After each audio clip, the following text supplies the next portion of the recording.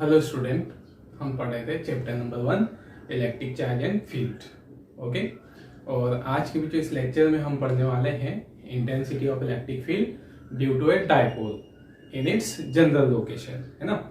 तो हम जो एक इलेक्ट्रिक डायपोल के थ्रू इंटेंसिटी फाइंड करने वाले थे तीन केसेस में, है ना। तीन केसेस हमने क्या बोले, डायपोल की एक्सियल पोजीशन पर, है ना, और दूसरा जो हमने क्या कहा उसकी इक्वेटोरियल पोजीशन, ठीक है, ये डायपोल की इक्वेटोरियल पोजीशन, है ना।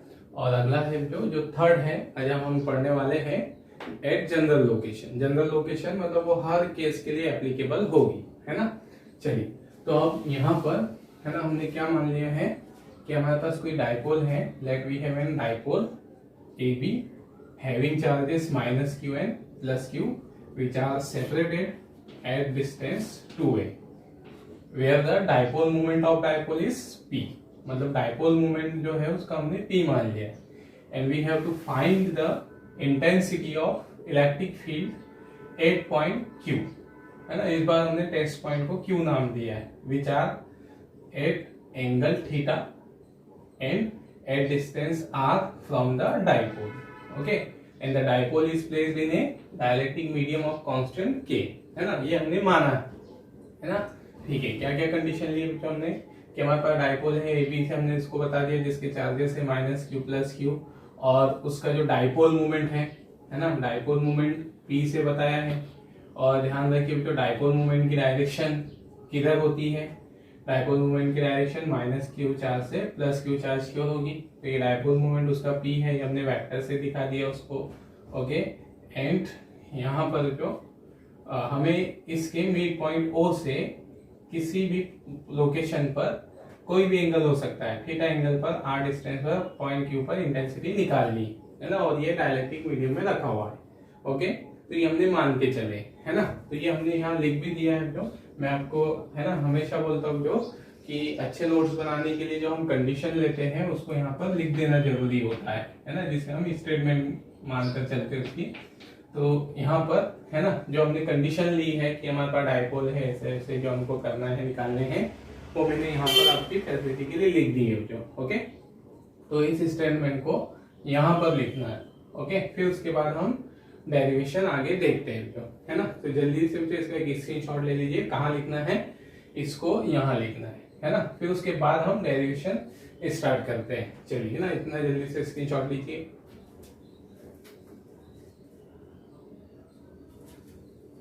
ओके, है ना, ठीक है।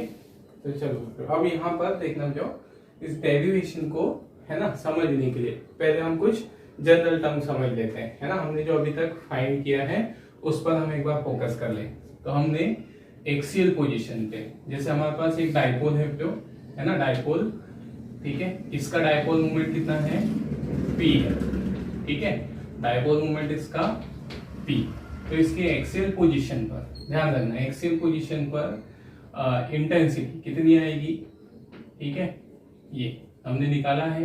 डायपोल इस पे एक्सियल पोजीशन पर इंटेंसिटी का एक्सप्रेशन होता है 1/4πε0 के, अगर डाइलेक्ट्रिक मीडियम में रखा है तो 2p/r3। मतलब ध्यान देना जो डेरिवेशन को समझने के लिए ये बात ध्यान में रख लेना, इससे आपको वो जल्दी समझ में आ जाएगा कि हम क्या करना चाह रहे हैं ना। मतलब फिर आप डेरिवेशन करते टाइम कंफ्यूज नहीं होंगे कि मैंने बीच में क्या लिख दिया ऐसे, है ना।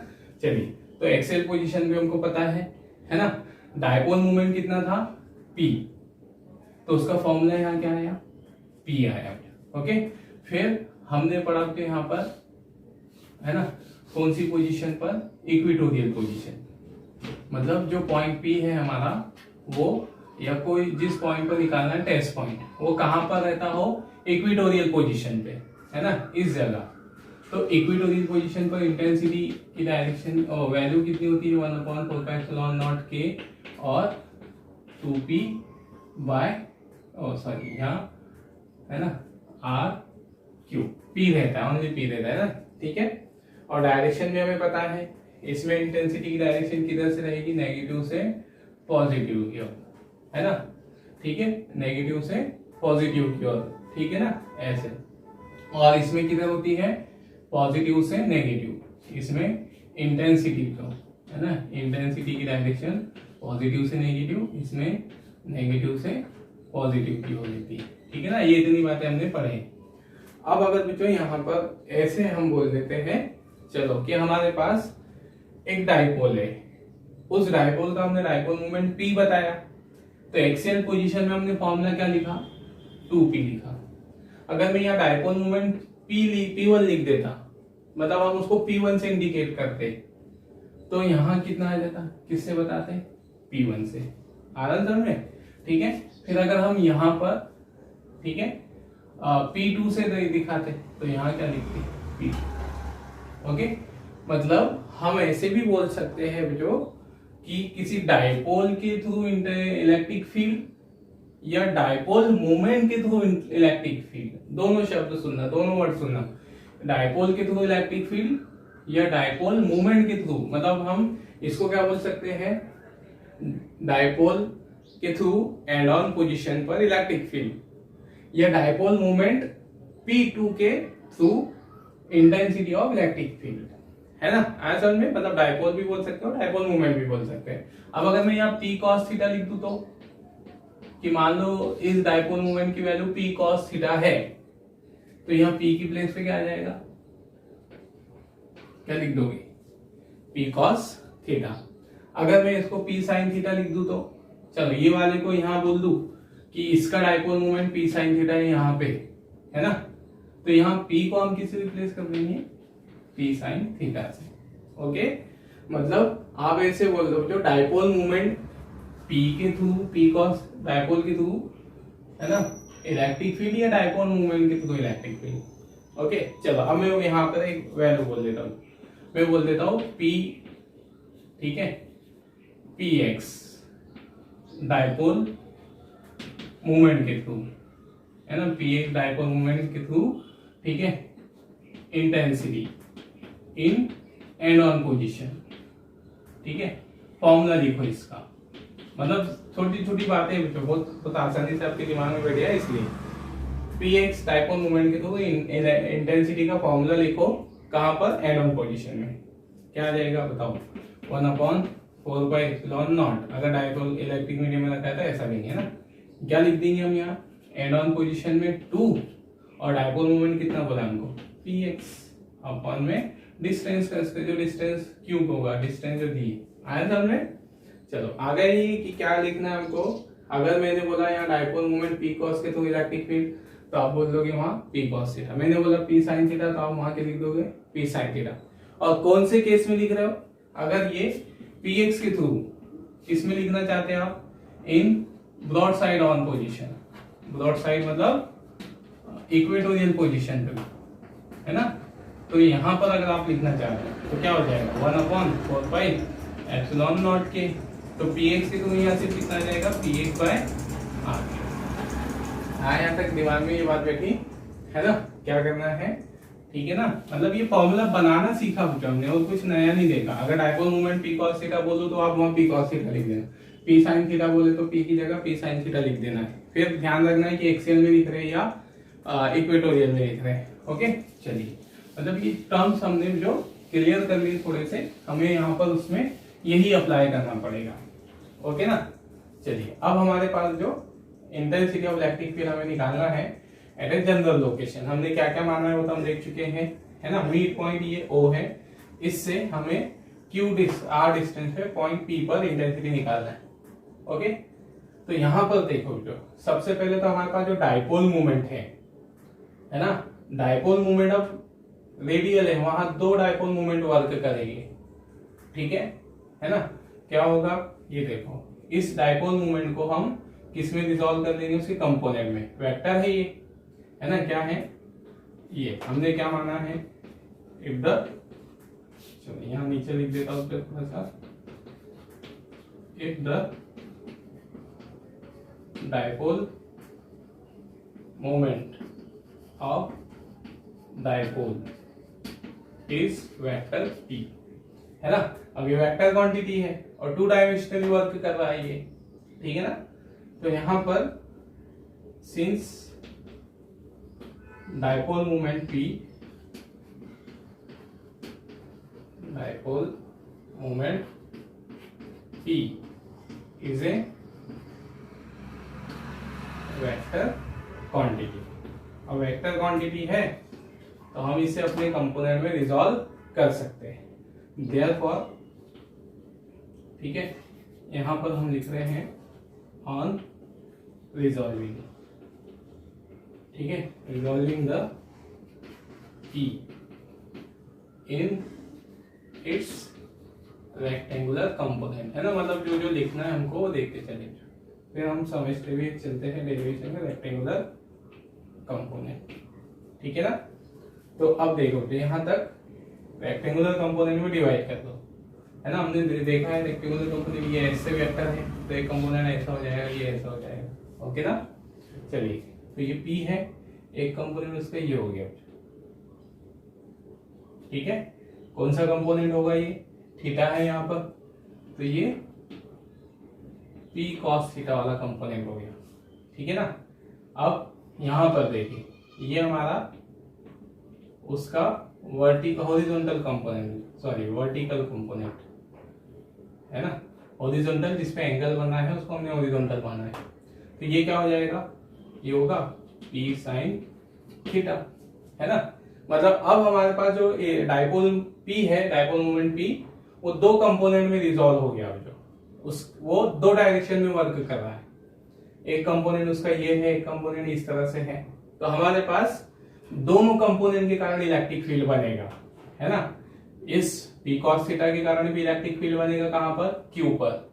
P sin थीटा के कारण भी इलेक्ट्रिक फील्ड बनेगा, कहां पर, Q पर, ओके। चलिए, तो अब हम वहां पहले तो ये लिखेंगे जो हमने माना है कि हमने उसको रिजॉल्व किया है, ये सारी बातें, ठीक है। दो कंपोनेंट हमारे हो गए उसके, ठीक है, हॉरिजॉन्टल कंपोनेंट, ठीक है। क्या वैल्यू आएगी हॉरिजॉन्टल कंपोनेंट की, है ना, ये वाला हॉरिजॉन्टल जिस पे थीटा बना है वो हॉरिजॉन्टल है ना, उसी को बेस लेते हैं अपन, तो ये P cos थीटा, ठीक है, P cos थीटा। डायरेक्शन क्या होगी इसकी, एक रेफरेंस दे देते हैं हम, तो ये जो PQ है किसकी डायरेक्शन में है, OQ की डायरेक्शन में, है ना, अलोंग OQ, ठीक है ना, अलोंग OQ, ठीक। फिर दूसरा है हमारे पास वर्टिकल कंपोनेंट, है ना, ये हो जाएगा क्यों, P sin theta, P sin theta, okay. Component क्या, direction of P sin theta ये है ना, तो ये इसका रेफरेंस ले रहे हैं हम, किसका, OQ का, तो OQ के परपेंडिकुलर है, ये OQ है, ये उसके परपेंडिकुलर है ना, तो क्या हो गया हमारे पास, ये परपेंडिकुलर या सिंबल लिखे परपेंडिकुलर टू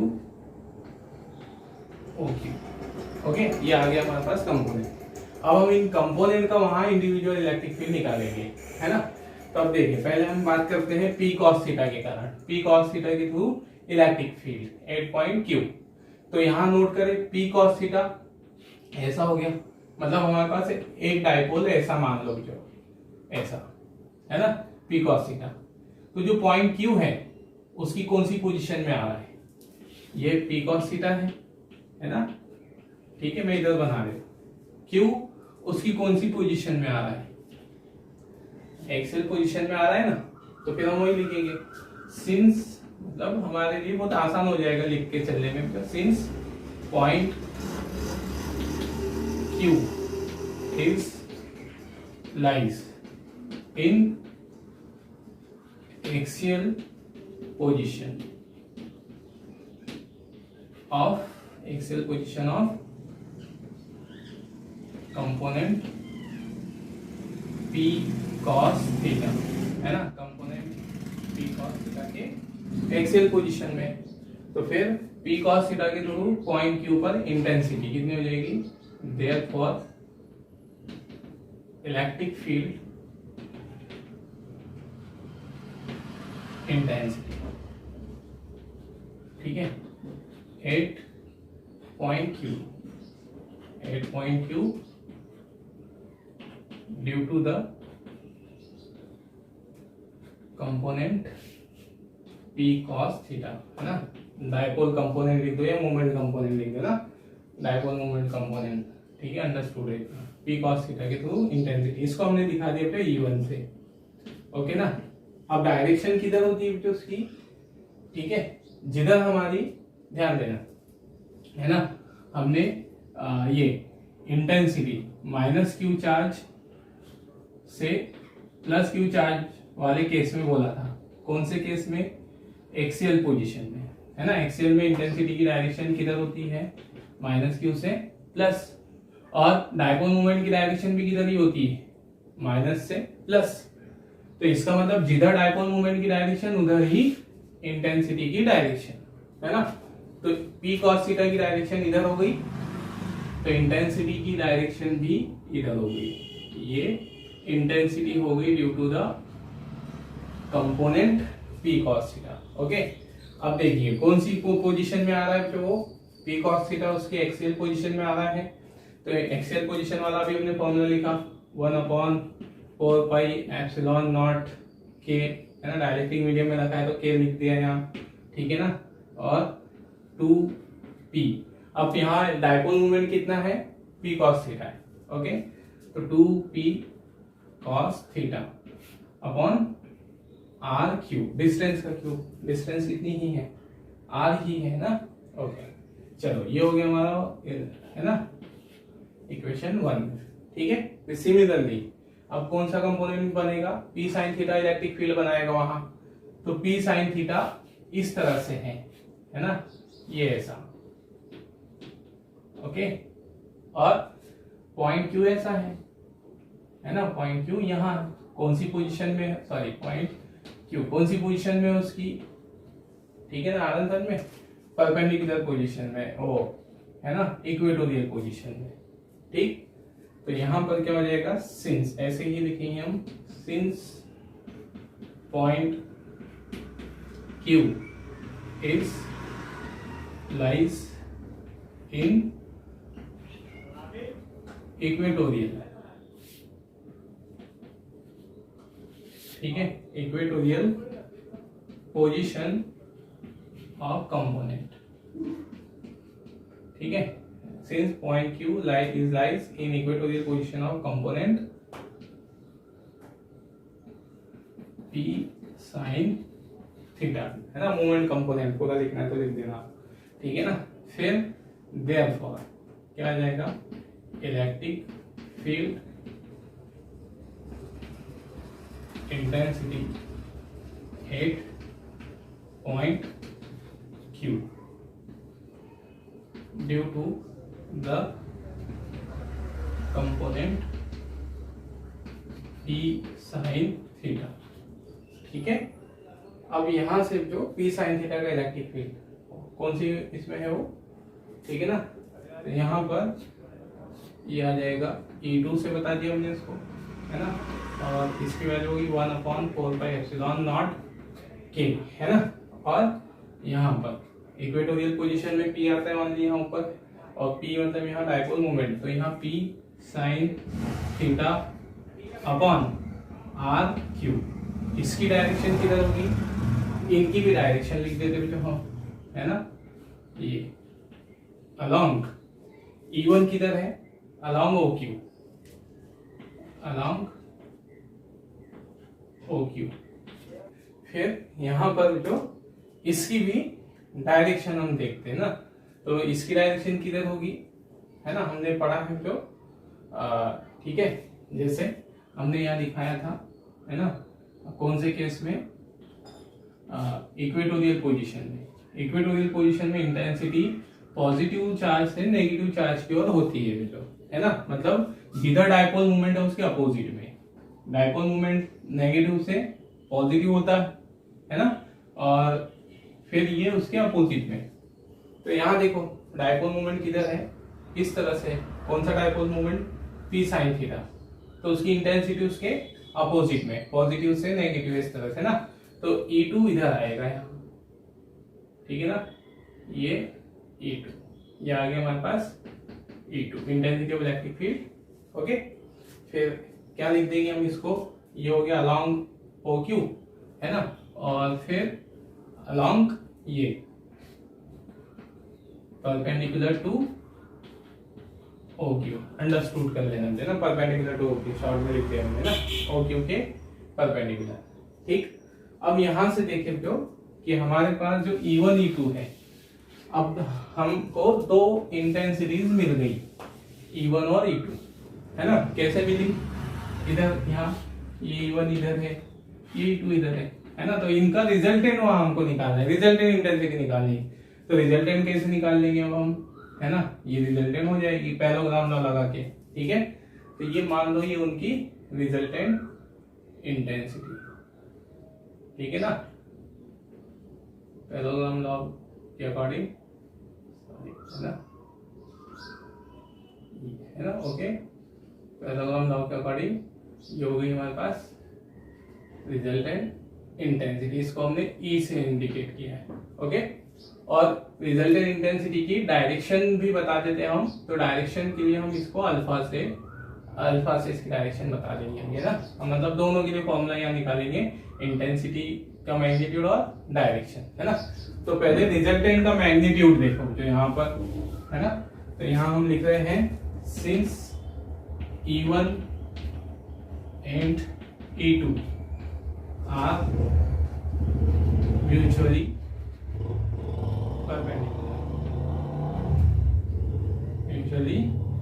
परपेंडिकुलर है ना, ठीक है ना। अब परपेंडिकुलर है तो हमें रिजल्टेंट निकालना है, जो हमने पढ़ा है वेक्टर लॉ के अकॉर्डिंग, जो हमारी रिजल्टेंट वेक्टर होती है, रिजल्टेंट का मैग्नीट्यूड क्या होता है, ये जैसे वेक्टर ए बी है तो ये फॉर्मूला होता है a² b² plus 2ab cos theta, है ना। ये फॉर्मूला है जहाँ ए क्या होगा, फर्स्ट वेक्टर का मैग्नीट्यूड, बी सेकंड का मैग्नीट्यूड, है ना, और थीटा उनके बीच का एंगल, ये वाला एंगल। तो हम बिल्कुल यही फॉर्मूला लगेगा यहाँ E1 का मैग्नीट्यूड, E2 का मैग्नीट्यूड, इस फॉर्मूले के बेस पर कितना आ जाएगा, देयरफॉर, ठीक है, रिजल्टेंट इंटेंसिटी, ठीक है, electric field intensity 8 point Q। Okay, इस फॉर्मूले से रिजल्टेंट को हमने इंडिकेट कर दिया जो E से, है ना, और उसका मैग्नीट्यूड दिखा रहे हैं बस हम। तो क्या होगा, ए स्क्वायर मतलब पहली वेक्टर का मैग्नीट्यूड, पहली वेक्टर कौन है यहाँ E1 का स्क्वायर। ओके, फिर E2 बी मतलब सेकेंड वेक्टर का स्क्वायर। ओके, फिर 2ab cos theta, cos theta उनके बीच का कितना है, एंगल है।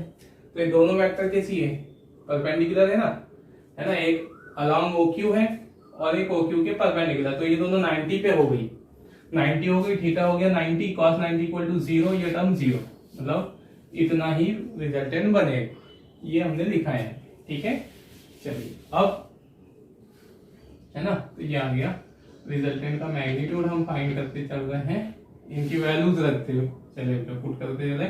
E1 है 1/4 pi epsilon naught K 2p cos theta upon R³ square. Okay, है ना। चलो इसमें थोड़ा सा इधर लिख देता हूँ, जगह कम पड़ेगी में, है ना, छोटे लिख देते E 1/4 pi epsilon naught K 2p cos theta, E1 की वैल्यू, ठीक है, R³ और उस पूरे का स्क्वायर प्लस E2 की वैल्यू, है ना। E2 हो गया हमारे पास 1/4 pi epsilon naught K 2p sine, ओ 2 नहीं ओनली p साइन थीटा, यहाँ पर है ना, p साइन थीटा R³ और उस पूरे का स्क्वायर। ठीक है, अब कॉमन देख लो, तो यहाँ से कॉमन क्या लिख रहा है ना, कॉमन वाली क्वांटिटी देख लो, 1/4 pi epsilon 0 K P common, R cube common, है ना। तो ये हम कॉमन लेने के बाद, और कॉमन लेने के बाद जो कॉमन स्क्वायर के साथ कॉमन आएगा, है ना, ठीक है।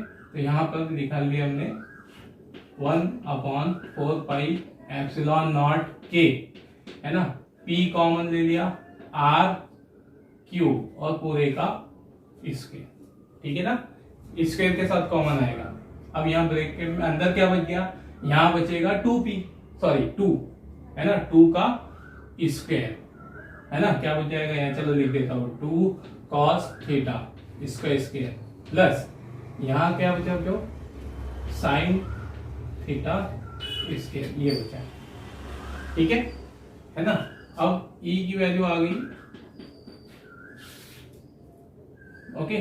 चलो इसको तो हम बाहर ले लेते हैं, किसको, 1 स्क्वायर है, रूट से बाहर हो जाएगा, कितना बचेगा 1/4 pi epsilon naught k P R Q, है ना, ये बाहर हो गया। फिर यहाँ क्या बचा रूट में, ये 4 cos स्क्वायर थीटा, यहाँ क्या बचा आपको, है ना, साइन स्क्वायर थीटा, ठीक है।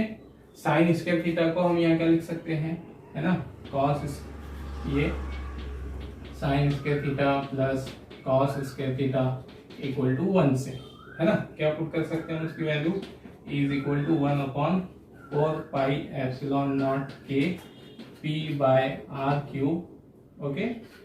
ये रहेगा 4 cos स्क्वायर थीटा, है ना, यहाँ से हो जाएगा साइन स्क्वायर थीटा की वैल्यू 1 - cos स्क्वायर थीटा, ठीक है। चलिए तो e कितना हो गया बेटा हमारे पास, e हो गया 1/4 pi epsilon naught k P by r cube, है ना। इसको अंदर सिंप्लीफाई करके लिख दे, 4 cos square theta minus 1 cos square theta, कितना बचा यहाँ पर, है ना, तो इसको ऐसा लिख दिया, ठीक है, 3 cos स्क्वायर थीटा प्लस 1, ये आ गया हमारे पास रिजल्टेंट इंटेंसिटी का मैग्नीट्यूड, ओनली मैग्नीट्यूड जो, ठीक है ना, क्या है ये, मैग्नीट्यूड ऑफ रिजल्टेंट इंटेंसिटी, ठीक है। फिर अगर एयर और वैक्यूम में लेते हैं आप तो क्या हो जाता है, यहाँ के की वैल्यू 1 हो जाती है इन एयर और वैक्यूम, ओके। तो के 1 हो जाता, फॉर्मूला क्या बनता, E is equal to 1/4 pi epsilon nought P by r cube under root में 3 cos स्क्वायर थीटा प्लस 1, ये होता हमारा इंटेंसिटी का एक्सप्रेशन। मतलब अगर जनरल नॉर्मल केस में जनरल लोकेशन पे है तो ये फॉर्मूला में यूज करेंगे, और ये फॉर्मूला हर केस के लिए एप्लीकेबल है जो, मतलब हम इसको अप्लाई करके हम किसके लिए भी निकाल सकते हैं, एंड ऑन पोजीशन में भी और ब्रॉड साइड ऑन पोजीशन में भी। चलिए ना, नोट कर लीजिए इसे।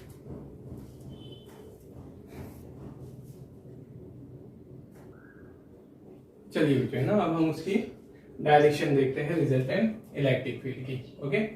तो अभी हमने मैग्नीट्यूड निकाला ये, अब डायरेक्शन के लिए फॉर्मूला हम बना रहे हैं यहाँ पर, है ना। हमने मान लिया the direction of resultant intensity of electric field is at angle alpha from the E1, ठीक है। E1 की डायरेक्शन से वो अल्फा एंगल पर है, तो डायरेक्शन के लिए हम इस अल्फा की वैल्यू निकालेंगे, है ना, ये वाला एंगल फाइंड करना है। तो इस एंगल को हम कैसे निकाल सकते हैं, अगर ये फिगर आप देखो तो हमारे पास एक क्या बन गया, राइट एंगल ट्राइंगल। तो राइट एंगल ट्राइंगल में, ठीक है, हमें किसकी वैल्यू निकालनी है, इस एंगल की, ये ऐसा बन गया ना, E1 और ये मतलब ये ऐसा है, ठीक है ना, ये रिजल्टेंट E1 और ये E2, तो ये E2 है तो ये वाली साइड भी कितनी हो गई, E2 हो गई, मतलब ये भी E2 है, ओके। तो यहाँ पर tan अल्फा हम लगा देंगे, जो tan वाला फॉर्मूला लगा देंगे, क्या हो जाएगा, टेंजेंट अप्लाई कर देंगे from the figure, tan alpha is equal to the perpendicular upon base, perpendicular कौन है यहाँ E2, है ना, E2, बेस कौन है E1, है ना, ये E1, ये दोनों की वैल्यू करो और पुट करो और सब जो कैंसिल हो जाएगा उसके बाद जो हमारे पास आंसर आ जाएगा, है ना। तो tan alpha is equal to tan alpha is equal to, ठीक है, E2 और E1 की वैल्यू हम पुट कर रहे हैं। E2 है 1/4πε0 K E2 P sine theta upon r cube, है ना, ये था जो अभी हमने रब कर दिया उसको, लेकिन ये उसकी वैल्यू, ठीक है। फिर 1/4πε0 के 2p cos थीटा, ये किसकी वैल्यू हमने फाइंड किया थी, ठीक है, E1 की, है ना। तो ये यहाँ से देखो जो कैंसिल होता है सब कैंसिल हो जाएगा, पी आर क्यूब ये सब, है ना। tan अल्फा क्या रह जाएगा, tan alpha is equal to sine theta, है ना, साइन थीटा अपॉन में 2 cos theta, and the equation become tan alpha is equal to 1/2 tan theta, है ना, and that is the relation for the finding the direction of resultant electric field due to a dipole, है ना। ये फॉर्मूले से हम resultant direction find कर सकते हैं लोग, ठीक है। चलिए अब ये हमने कहा कि ये जो हमारा एक्सप्रेशन है ये हर केस में एप्लीकेबल है, हर केस में एप्लीकेबल है, मतलब हम इसको अप्लाई करके एंड ऑन पोजीशन वाला भी एक्सप्रेशन बना सकते हैं और ब्रॉड साइड वाला, जैसे एंड ऑन वाला भी पहले हम लिख देते हैं ताकि समझ में। एंड ऑन वाला ये था हमारे पास, एक्सेल पोजीशन वाला ये था 2pr क्यूब, है ना, और ब्रॉड साइड ऑन पोजीशन या इक्वेटोरियल पे ये था, ठीक है, pr क्यूब, ओके। तो अब यही, है ना, यही फॉर्मूला हम, ठीक है, इससे भी फाइंड कर सकते हैं, इस वाले फॉर्मूले से, रिजल्टेंट वाले से, वो जो रब कर दिया हमने अभी उससे, है ना। चलिए तो यहाँ जो क्या हो जाएगा, है ना, स्पेशल केसेस हम देख रहे हैं उसके, special cases. First eight axial position, है ना, एक्सियल पोजीशन लिख दो या एंड ऑन पोजीशन लिख दो, ठीक है। तो एक्सियल पोजीशन पर थीटा की वैल्यू हमें देखना है, थीटा कितना होगा, ठीक है, मतलब हमारे पास जो एक्सप्रेशन है रिजल्टेंट का 1/4πε, ठीक है, ये पी आर क्यूब, है ना, 3 cos स्क्वायर थीटा प्लस 1, ये हमारे पास एक्सप्रेशन है रिजल्टेंट। तो हमें यहाँ पर बस थीटा की वैल्यू पुट करनी होगी, है ना। तो एक्सियल पोजीशन पे थीटा कितना होगा वो देख लो आप। अभी अगर मान लो हमने पॉइंट को कहाँ पे रखा माना है, थीटा पे, अब अगर यही पॉइंट यहाँ होता, एक्सियल पे होता, यहाँ की बात कर रहे हैं, है ना, एक्सियल पे होता तो थीटा कितना हो जाता, 0 हो जाता ना, ये लाइन ऐसे आ जाती, ओके, ऐसे आ जाती, तो थीटा कितना हो जाता, 0, है ना। तो एट एक्सियल पोजीशन, ठीक, theta is equal to 0 degree. फिर अगर ये रख देते हैं, देन रिजल्टेंट, है ना, रिजल्टेंट ई कितना हो जाएगा, इंटेंसिटी ऑफ इलेक्ट्रिक फील्ड। तो रिजल्टेंट का मैं पहले तो फॉर्मूला लिख रहा हूँ, 1/4πε0 K P by r cube root 3 cos square theta plus 1, okay ना। अब यहाँ से जो cos थीटा की वैल्यू अगर आप पुट कर देते हो तो E होगा 1/4πε0 K P by r cube, ठीक है, 3 cos थीटा के प्लेस पर 0, है ना, 0 स्क्वायर प्लस 1, और cos 0 की वैल्यू 1 हमें पता है कितनी है, 1 है ना। तो फिर यहाँ पर इक्वेशन क्या बनेगी, E is equal to 1/4πε0 K P by r cube, okay. फिर ये कितना हो जाएगा, cos इसके 0 की वैल्यू 1 है तो ये हो जाएगा 3 + 1, और 3 + 1 4 का रूट आ जाएगा 2। एक्सप्रेशन क्या आ गया यहाँ पर, ठीक है ना। चलिए तो E आ गया फिर हमारे पास 1/4πε0 के 2pr क्यूब, ओके ना। यही हमारे पास क्या था, एक्सप्रेशन था जो एन ऑन पोजीशन का, है ना। अब डायरेक्शन भी हम बता सकते हैं इससे, इसी फॉर्मूले से, है ना। एन ऑन पोजीशन में हमने डायरेक्शन क्या देखी थी, जैसे ये हमारी -q + q, ये हमारा डायपोल था, है ना। डायपोल मोमेंट की डायरेक्शन इधर थी, एन ऑन पोजीशन, ये एक्सियल पोजीशन है। तो एक्सियल पे जो हमने इंटेंसिटी निकाली थी उसकी डायरेक्शन, इंटेंसिटी की डायरेक्शन किधर आती है, -q से +q की ओर, है ना। रिजल्टेंट की डायरेक्शन में आती है। ओके, तो अगर आप यहाँ डायरेक्शन देखना चाहते हो तो क्या लिख दोगे यहाँ पर, tan अल्फा, है ना। डायरेक्शन के लिए क्या आ जाएगा, direction tan alpha 1/2 tan theta, तो tan अल्फा, है ना, थीटा = 0, तो tan 0, है ना। और tan 0 = 0 होता है, तो 1/2 × 0 tan अल्फा = 0। ओके, ये 0 हो गया, मतलब अल्फा = 0। अल्फा 0 मतलब क्या, किधर की डायरेक्शन में होगा, है ना। अल्फा 0 मतलब इधर, इधर, है ना। रिजल्टेंट इधर आएगी, किधर आएगी रिजल्टेंट, जिधर हमारा डायपोल मोमेंट है ना, या किसकी डायरेक्शन में आ रही है, E1 की, है ना। ठीक है, वही आया अभी तो हमारे पास यहाँ पर, है ना। तो इससे हम डायरेक्शन भी फाइंड कर सकते हैं। तो resultant is in the direction of electric field E1, और E1 की डायरेक्शन किधर बताई हमने, नेगेटिव से पॉजिटिव, नेगेटिव से पॉजिटिव की ओर। ओके ना, चलो, है ना, क्योंकि ये ऐसा हो जाता, समझ में आया ना। ये अगर एक्सियल पोजीशन पे हम लेते तो एक्सियल पोजीशन में मैं डायग्राम को बना के दिखाता आपको, ये ऐसा हो जाता E1, है ना, ये हो जाता E2, और ये ऐसा आता अल्फा, है ना। तो फिर यहाँ पर अल्फा 0 आ गया, अल्फा 0 का मतलब रिजल्टेंट किधर आ गई, इस ओर, किधर आई, -q से +q, और वही हमने किसमें भी देखा था, है ना, resultant in an on position. Okay ना, बिल्कुल अप्लाई होता है ये फॉर्मूला हर केस में, ठीक है ना। फिर दूसरा तो यहाँ पर इन इक्वेटोरियल पोजीशन, इन इक्वेटोरियल पोजीशन, तो थीटा कितना हो जाएगा, थीटा = 90, है ना।